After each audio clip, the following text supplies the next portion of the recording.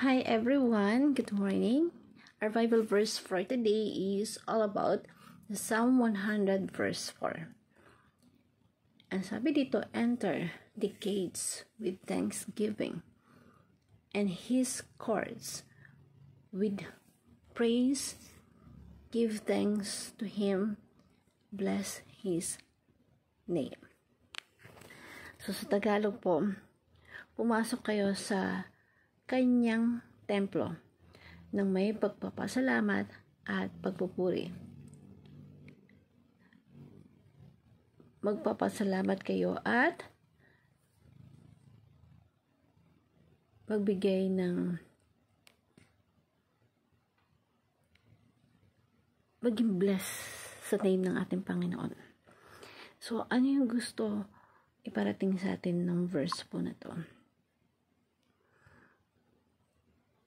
Kung tayo nakakaramdam tayo ng sakit, kapag sa buhay natin, meron tayong taong tinulungan, pero yung tao na yun, at the end of the day, nang ginawa mo sa kanya, nakalimutan niya yun.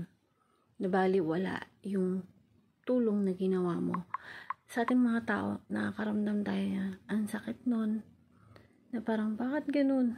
Nag-sacrifice ka para tulungan yung tao na yun, pero binaliwala.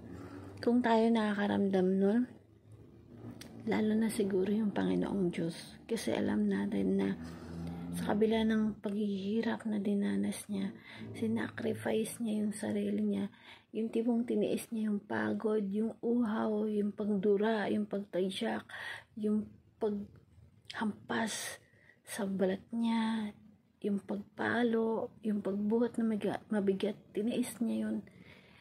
Tiniis niya yun para sa atin. Tapos bigla natin makakalimutan na parang baliwala yung ginawa niya para sa atin.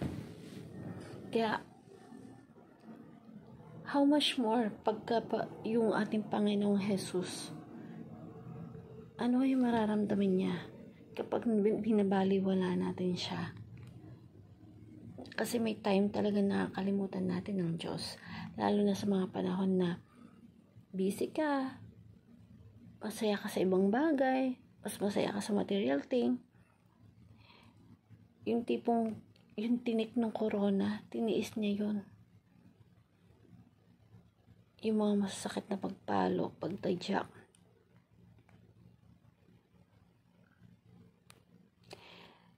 Alam mo yun, natutuwa po yung Diyos kapag nare-recognize natin yung goodness niya. Kapag ikaw nagpapasalamat ka sa Kanya, kasi sobrang napakabuti po ng Diyos natin. Thankfulness recognize God's character. Yung nare-recognize natin yung kabutihan na ginawa po ng ating Panginoong Jesus. Sobrang nagpapasalamat po siya. How and just create a thankful heart. Gustong-gusto po ng Panginoon yun na binibigyan natin siya ng kapurihan, ng glory, pasasalamat. And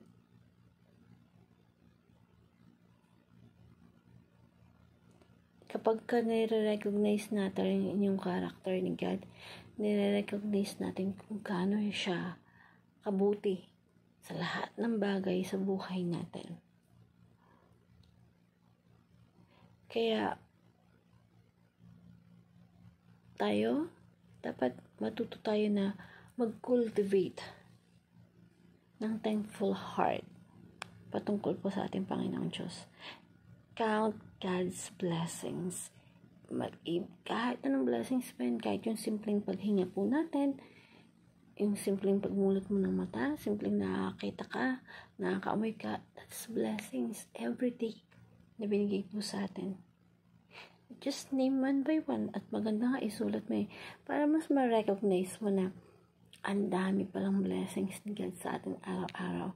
Minsan nakafocus tayo dun sa dapat magkaroon pa ng extraordinary thing bago mo maramdaman na andyan sa God Dapat, alam mo yun, minsan may ganun po kasi tayo na to see is to believe pa.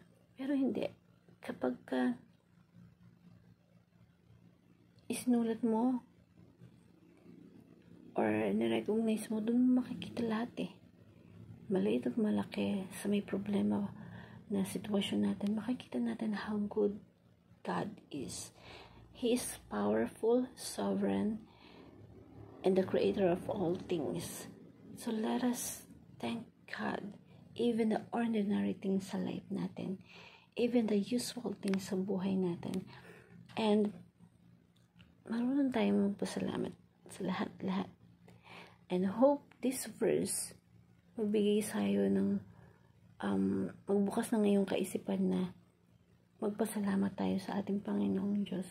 Kasi kung di dahil sa Kanya, wala tayo sa tinatamasan natin na kapayapaan, na kaligtasan sa ginawa niya. And hope you learned a lot today. Thank you everyone and God bless.